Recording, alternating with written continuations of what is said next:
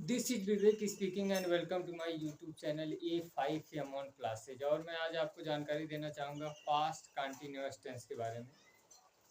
इससे पहले मैंने आपको जानकारी दिया था पास्ट इंडेफिनिट टेंस के बारे में। आज मैं आपको जानकारी देना चाहूँगा पास्ट कंटिन्यूअस टेंस के बारे में। तो इसका इंट्रोडक्शन जो है, जो इसकी पहचान है, वो है जिन हिंदी वाक्यों के अंत में रहा था, रही थी, रहे थे आदि शब्द आते हैं तो वह वाक्य पास्ट कंटिन्यूअस टेंस कहलाता है। मतलब कहने का है कि जिन हिंदी वाक्यों की जो क्रियाएं आती हैं उनके अंत में अगर रहा था, रही थी, रहे थे आ जाएगा तो उसे हम कहेंगे पास्ट कंटिन्यूअस टेंस। और इसकी देखिए, जो पास्ट कंटिन्यूअस टेंस होता है उसकी जो सहायक क्रिया होती है वो वाज और वर होती है। वाज और वर होती है। अगर एक वचन करता रहेगा और आई, मतलब आई के साथ भी आज वाज का प्रयोग करेंगे। एक वचन करता था, आई के साथ वाज का प्रयोग करेंगे। और जितने भी बहुवचन करता रहेंगे, मतलब प्लूरल जो सब्जेक्ट रहेंगे, उसके साथ हम वर का प्रयोग करेंगे।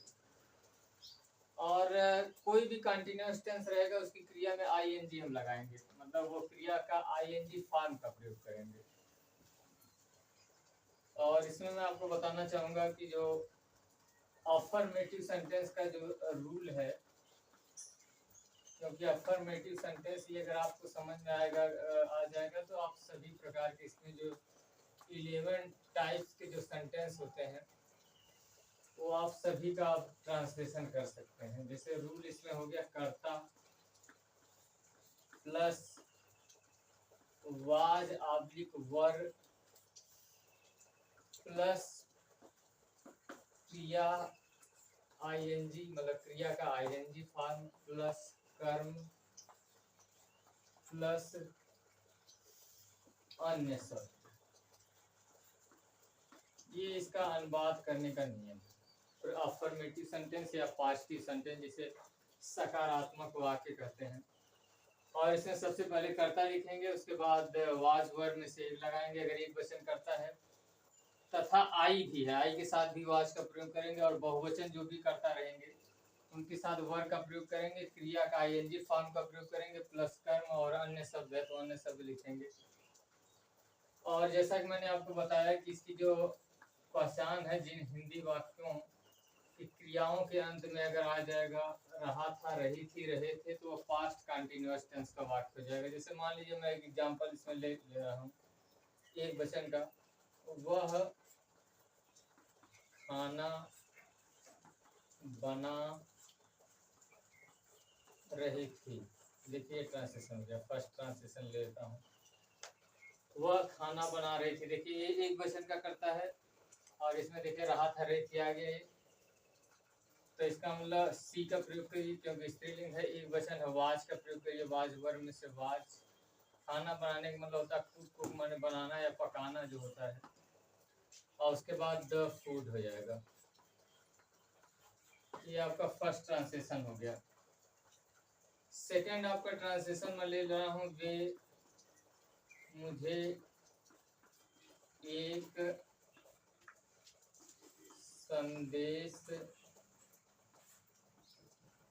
भेज रहे थे। कोई भी आप ट्रांसलेशन ले सकते हैं, आपको नियम समझ में आना चाहिए। ट्रांसलेशन तो कुछ भी हो सकता है। वे मुझे एक संदेश भेज रहे थे, इसका मतलब वे माने वे होता है। बहुवचन देखिए है, ये प्लूरल सब्जेक्ट है। वर का प्रयोग करिए, उसके बाद सेंड माने भेजना, इसका आईएनजी फॉर्म हो जाएगा सेंडिंग। मुझे का मतलब हो जाएगा मी अ मैसेज, MESSEGE।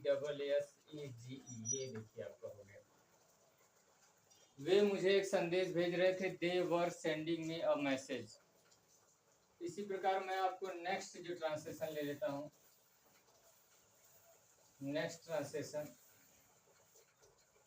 एक ले लेता हूँ, मान लीजिए आई वाला, मैं वाला। थर्ड नंबर मान लीजिए ट्रांसलेशन हो गया, मैं उसे एक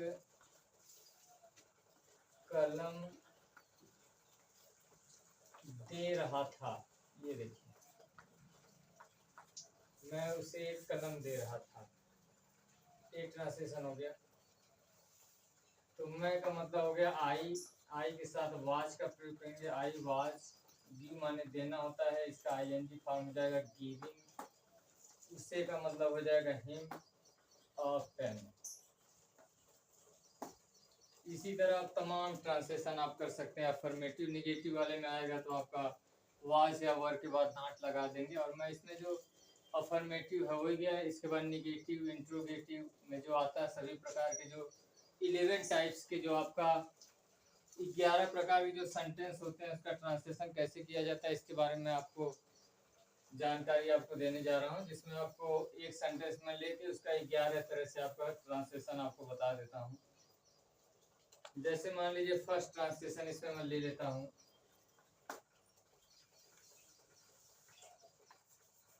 मान लीजिए हो गया, कोई भी ट्रांसलेशन ले लीजिए। किसान खेत जोत रहा था। देखिए ये अफर्मेटिव सेंटेंस है या पॉजिटिव सेंटेंस भी कहते हैं। तो इसका ट्रांसलेशन करेंगे तो the farmer was plough means, plough means होता है जोतना, PLOUGHING, प्लाइंग द फील्ड। ये देखिए ट्रांसलेशन हो गया फर्स्ट ट्रांसलेशन। अब सेकेंड ट्रांसलेशन में ले लेता हूँ निगेटिव वाला। किसान खेत नहीं जोत रहा था। ये देखिए नेगेटिव सेंटेंस या नकारात्मक वाक्य में जो नहीं वाला आता है उसका ट्रांसलेशन हो जाएगा the farmer was not प्लाइंग the field. ये देखिए ट्रांसलेशन। थर्ड नंबर में ट्रांसलेशन ले लेता हूँ इसमें। किसान कभी नहीं खेत जोत रहा था। ये देखिए थर्ड वाला ट्रांसलेशन हो गया। निगेटिव में एक नहीं आता, एक कभी नहीं वाला, तो आपका हो जाएगा द फार्मर, उसके बाद वाज नेवर, और उसके बाद होता प्लाउ माने जोतना, इसमें फ्लाइंग हो जाएगा क्रिया का ing from flying the field. ये देखिए। और 4 नंबर ट्रांसलेशन इंट्रोगेटिव वाले में आ जाएगा जब क्या वाक्य शुरू में आता है, जब प्रश्नवाचक शब्द क्या वाक्य शुरू में आता है। जैसे मान लीजिए हो जाएगा क्या किसान खेत जोत रहा था। ये आपका हो गया चौथा नंबर। तो क्या आएगा, तो सबसे पहले इसकी जो सहायक क्रिया होती है उसको लिखेंगे was the farmer प्लाइंग the field. ये देखिए ट्रांसलेशन। अब इसी का मैं क्या वाला जो आता है इसमें इंट्रोगेटिव एंड नेगेटिव वाला सेंटेंस ले रहा हूँ।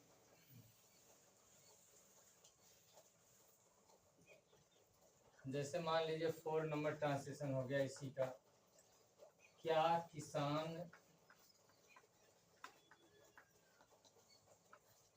खेत नहीं जोत रहा था, नहीं जोत रहा था। ये देखिए क्या किसान खेत नहीं जोत रहा था, यही ट्रांसलेशन करेंगे। कर्ता के बाद कर्ता के बाद सॉरी नॉट लगा देंगे। वाज द फार्मर नाट, और उसके बाद प्लाऊ हो तो प्लाइंग हो जाएगा। उसके बाद द फील्ड, एक ट्रांसलेशन हो गया आपका 5 नंबर।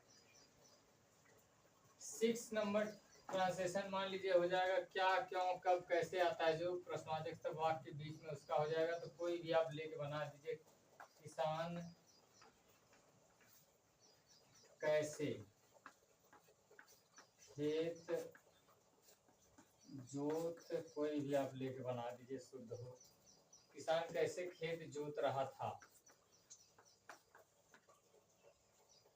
तो सबसे पहले कैसे के अंग्रेजी लिखेंगे हाउ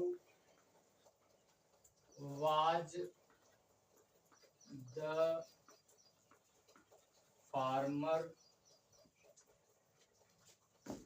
प्लाइंग द फील्ड। ये देखिए translation, how was the farmer प्लाइंग the field हो जाएगा, ये आपका 6 नंबर हो जाएगा। 7 नंबर ट्रांसलेशन में ले लेता हूँ इसी का, जो इंट्रोगेटिव एंड निगेटिव हो जाएगा। किसान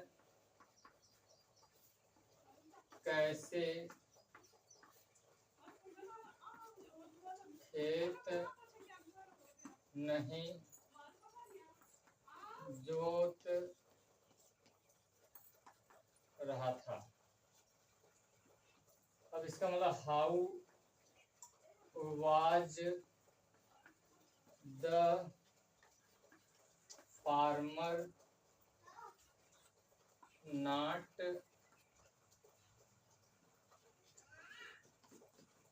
प्लाइंग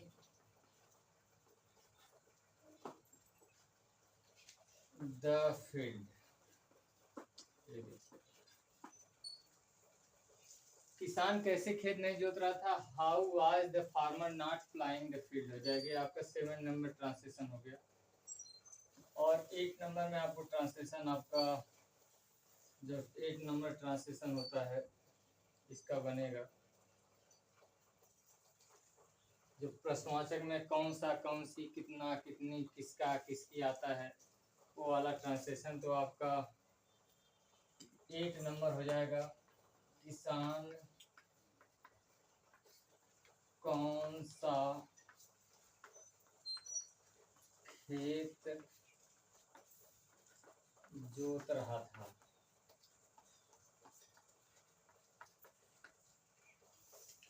तो कौन सा का मतलब हो जाएगा विच, साथ में खेत का भी अंग्रेजी लिखेंगे कि हम कौन सा, कौन सी, कितना, कितनी, ये सब आता है तो उसके साथ उसकी संज्ञा भी लिखते हैं। तो विच हो जाएगा फील्ड वाज द फार्मर प्लाइंग। ये आपका हो गया 8 नंबर। 9 नंबर इसी का इंट्रोगेटिव एंड निगेटिव बना लीजिए, किसान कौन सा खेत नहीं जोत रहा था। इंट्रोगेटिव एंड निगेटिव हो गया। कर्ता के बाद नाट विच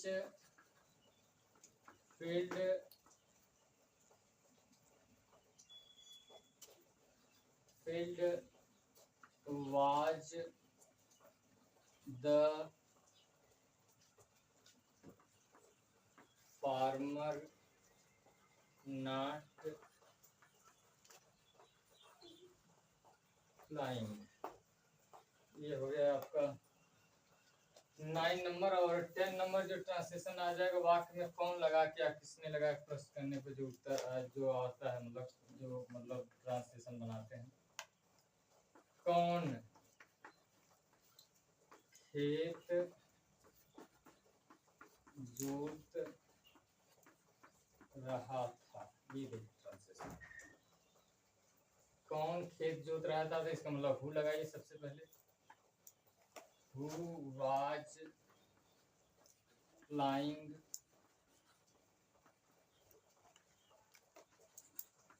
the field, ये ट्रांसलेशन।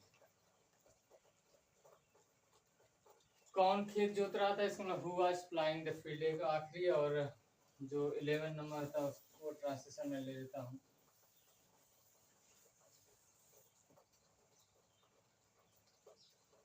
इलेवन नंबर हो जाएगा कौन खेत नहीं जोत रहा था, कौन खेत नहीं जोत रहा था, इसका मतलब सहायक क्रिया के बाद नाट लगा देंगे हु आज। और देखिए हु के साथ वर का भी प्रयोग होगा, लेकिन वाक्य जैसा रहेगा। यहाँ देखिए बहुवचन वाली बात पता नहीं चल रही, यहाँ एक वचन की बात है, एक वचन के नाते यहाँ वाज लगा रहे हैं। कहीं वाक्य ऐसा होगा जिसमें बहुवचन का पता चले तो वहाँ वर का भी प्रयोग कर दीजिएगा। हु के साथ वाज और वर दोनों का प्रयोग होता है। Who was not flying